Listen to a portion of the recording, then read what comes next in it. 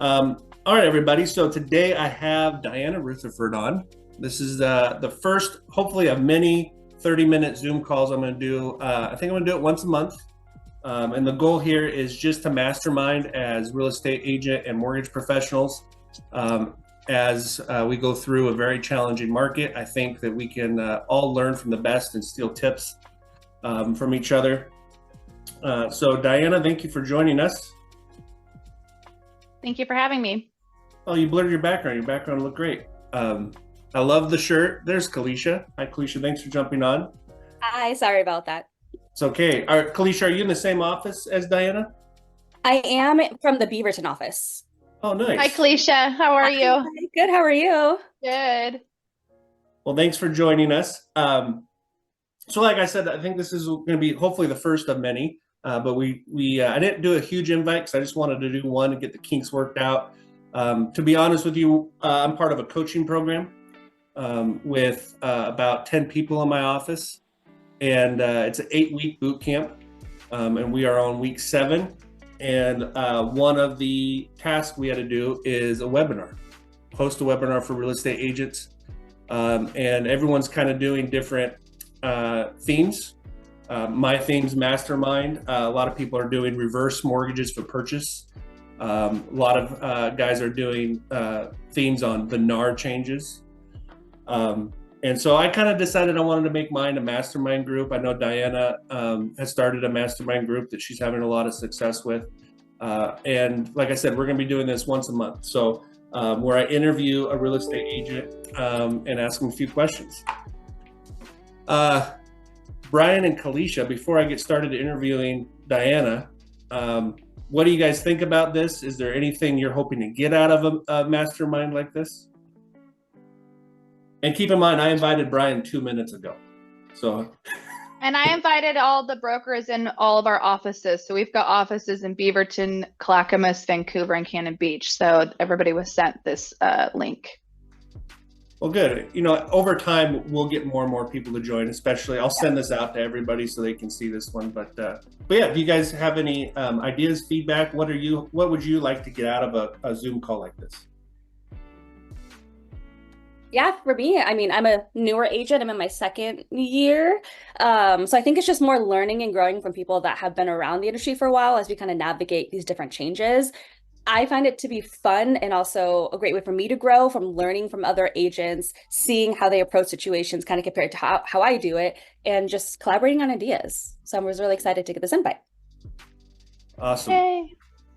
Brian with Details Home Inspections. Brian, you and I do a lot of masterminding together. What do you think about this? I like masterminds. I like to hear kind of what people are struggling on as well, because I talk to a lot of realtors, all different brokerages all over the place. So I kind of get little tips here and there on things that are working, things that aren't working, and that kind of stuff. So just kind of getting that kind of feedback, and then masterminding, maybe giving some ideas out. Perfect. Well, let's dive into it. I wrote down a few questions. Are you ready to get interviewed, Diana? Let's do it. So I met Diana through Brian.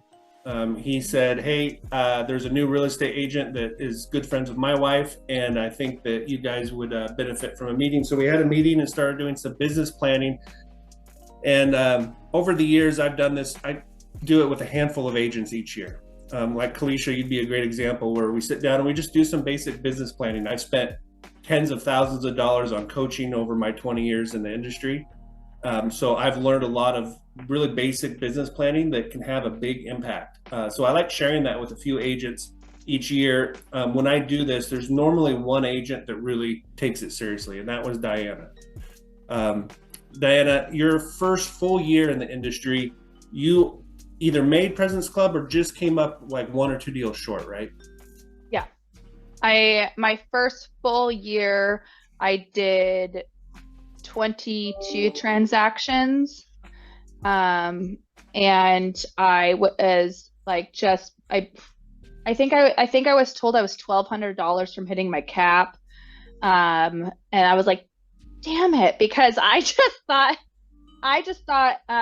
like taking off mid-November through December was like the right frame of mind at that time, right? I grinded January through October, just kind of like sat back and like enjoyed the holidays with my family. And I realized that I was like one transaction away from like hitting top. And I kicked myself.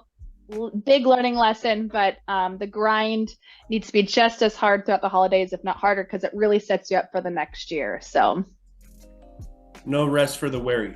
no. Diana, what are a few disciplines or plans that you executed that kind of gave you that success early in your real estate career? Well, most important, the first thing that I did when I became an agent was really reach out to the people within my sphere, let them know I'm a realtor, and everybody within anybody's sphere knows how you take care of people, right? They know how you give out the care and concern. They know how you handle difficult situations. They're probably your friends, your family. And so just having those basic conversations that, hey, I'm a realtor and I would love to, I love your loyalty and the opportunity to serve you or any people that you refer my way. And with that, I also took my love and passion for community service and just kind of put some wheels on that and let it go, and it hasn't slowed down.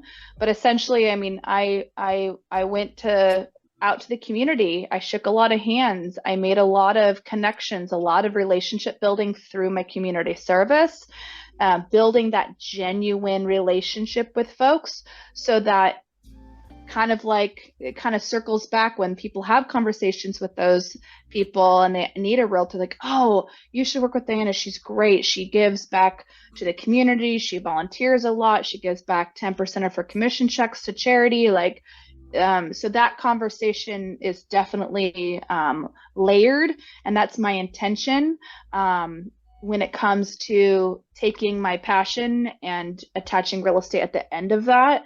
So I definitely have launched I'm known as the community service queen in the neighborhood or in the community. Now, Diana, when we did that first business planning meeting, we determined how many units you wanted to close your first year. And we broke down which bucket are those deals going to come from. And I remember Sphere was one of your big ones. And I think you wanted 25% of your units to come from your Sphere. It might have been higher than that. So yeah, we had Sphere. So we had referrals, business to business referrals, Sphere, and then like, people don't know me from Adam, and I get a call. And so we kind of combined the Sphere and the referral bucket. And so those two buckets combined took up 95% of my business, and it continues to. I have been very grateful and blessed to have my entire business from the start just be referrals. And did it help going into that year? Not just because everyone's going to say, oh, my Sphere, right? Right. Every new agent starts with their Sphere because that's their contacts. But you went into the year with a plan. It's a lot more than I'm just going to get business from my Sphere. You touched on community service a little bit. Do you remember some of the other things that you had planned out that you were going to do to pull business from your Sphere? Well, I believe social media was also in there. Social media is huge. I mean, being consistent on my social media, I still struggle with that once in a while, but I would have in September of every year, I plan out kind of my events that I want to do and my social media topics that I want to touch every month. So really kind of making a plan on how I can reach out and expand my tentacles. People are on social media all the time, so really digging into that through Facebook and Instagram. I just started a YouTube channel this year. Again, consistency is my probably biggest issue, but oh well, working on it every day. But to really answer your question, I had a priority list every week. If I was going to meet a new title rep, another lender, talk to the home inspection company that I love to use, and talk about what they're listening from other realtors and how they're either struggling, what their struggles are, what's really getting them to a level of confidence and success. So really just reaching out to other vendors and teammates that I like to call them in the industry, and really kind of picking their brain. You know, I'm a big sponge. I will continue to be one whether I'm in year 5 or year 25, and that's important. So I went out to really establish more teammates in my business, expand my database, and expand my reach and relationships. So yeah. What does a day in the life of Diana look like? What is a typical business day for you? I know that you have a busy personal life as well, and kind of balancing those two. What does a day in the life of Diana look like, and what kind of disciplines do you execute on a daily basis?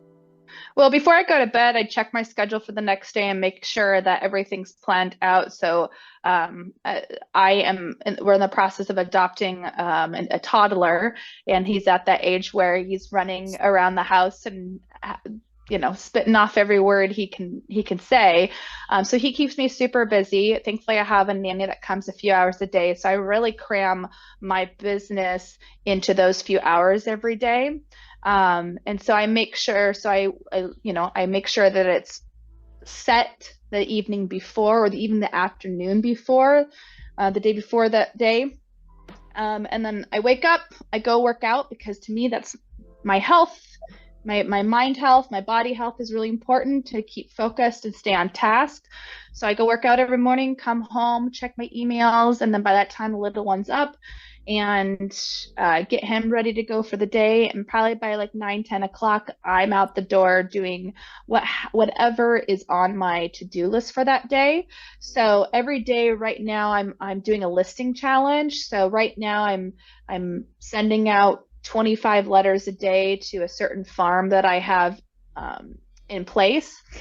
I am reaching out to I have hot active, warm active, and then cold leads, and I touch on all of them every other day in some capacity: text, email, quick phone call. And again, I still am trying to establish more relationships, either with my current teammates in the industry or maybe establish a new one. And I'm also taking on a mentorship role within our brokerage. So I have 2 mentees that I connect with on a few times during the week as well. And then showings happen, listing appointments happen, and in between. Yeah.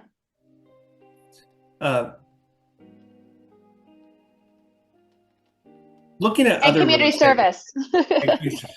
Yeah, she's even looped me into that a few times at the food bank. What do you see?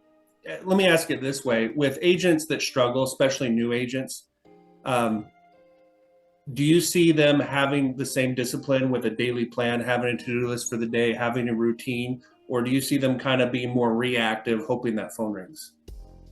So I reactive with the hopes to have a set routine, right? What I'm seeing with a lot of agents right now, whether they're new, they're just a few years, or I'm seeing even agents that are older that have been able to kind of sit back over the last few years and just have business roll in, and they're not at that, they can't do that now, they can't bank on that. To change those habits has been difficult for them as well.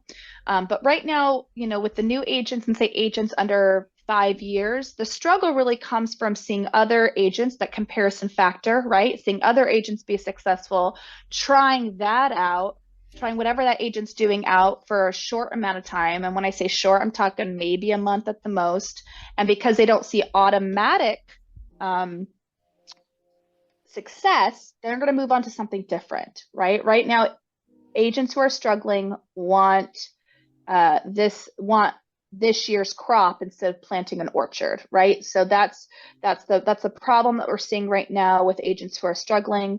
They constantly are comparing themselves to other agents. Why is she successful and not me? And I actually talk to a lot of those agents who are struggling, and I remind them that, what is your passion? Like, I had a lady, I have an agent who speaks Spanish. She's got a dual language. And I said, have you ever tapped into that? Have you ever, with your social media posts for real estate, have you ever done an English and a Spanish translation, right? Have you ever went out and maybe created a small business mastermind for Spanish or Mexican based businesses, right? Own businesses. Have you ever reached out to a lender or title rep who also speaks Spanish and maybe connecting and maybe making this awesome trio and going out to the Spanish speaking community and really doing like first time home buyers for that community?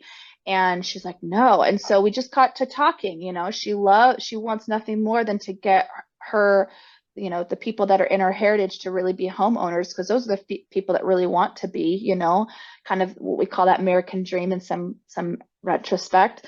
And so we had a nice long conversation. So she's really kind of taken that idea and has made it her own, which is great. But it's really taking what fuels your day. Take aside real estate. Make sure, what if you woke up tomorrow and you don't have a job, right? What's going to make you get excited to wake up in the morning and go about your day? Take that and attach real estate underneath it, right? Take that passion and then and go with it. And then so in the conversations you have with people, you can then say, oh, I'm a realtor, and throw your valued pitch into the mix of those conversations. But right now the struggle really is not sticking to that passion and that niche that makes you unique. I love that you mentioned the orchard. One of my favorite ways to look at new ideas, like if I have an idea like this mastermind, right? Is it an apple or a carrot? So a carrot is something that you plant in the spring and you harvest in the fall. An apple is something you plant 1 year and you harvest it 3 or 4 years later, right? Yeah. And you kind of have to have both. Brian brought up a good point. One thing you did early in your career, and you continue to do it, is you are very consistent on your open houses. Do you think open house is a good example of carrots? And what are some of your tips on how to make an open house successful? I'm talking to a lot of agents that are doing open houses for the first time in a long time because they haven't had to go out and hustle and do open houses, and they're struggling with it where nobody shows up. So what are some of your tips, and do you see open houses as a carrot? I see open houses as both, right? So I've established a sort of a routine that is an apple, but it really is a carrot moment, if that makes sense. So typically the day before an open house, I'll door knock the neighborhood and I'll create really short, like 3x5 or 4x6 invitations to all the neighbors to come to the open house. And typically I like to do what I call a happy hour open house on a Friday. So it entices people to come over, have a glass of wine, get some snacks, and like talk about the neighborhood. And that's really what we're doing, right? It is an open house. We want the public to come, other people outside the neighborhood to come on in. But really, I want to talk to the neighbors. I want to know what's going on in the neighborhood. They typically will tell me all the drama that's happening, which is funny and fun to hear. But I do door knock the day before an open house. And then when it comes to open house, typically what we're seeing is a lot of folks still don't like to sign in. Now, talking with other agents throughout multiple brokerages, a lot of agents don't force them to sign in. A lot of agents have their own little pitch to get them to sign in. And for me, I create a QR code for each and every open house. And on the QR code, if they scan it, they have to put in their name and their phone number, their email. And once they do that, then all of essentially what you see on the RMLS, like all that information on the home pops up on their phone. So it eliminates like all the paper products I have to print out for to hand out flyers and so forth. So the flyer is right there in the QR code, but in order to access it, they have to put their name and their phone number in it. Now, is that a service you pay for? No, I use it through Canva.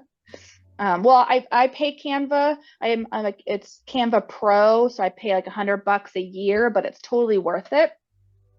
And then all it is, then I have my computer. If people have any more questions, I can get them with me on my computer and kind of go through whatever other questions they have with the property. I just have some snacks, some light music, and I make it really comfortable. again, every agent does open houses differently. One thing that I do before the open house that day is I'll get to the house about 45 minutes to an hour early, and I will do not only a virtual walkthrough of the property with, I'll use CapCut and cut it into a really nice video with good music, has the address, the price, the MLS number on it. But then I'll do something really fun. And typically I haven't done them for a while because I've been really into the virtual ones, but I try to do an open house dance video, and I just dance throughout the home, the whole home.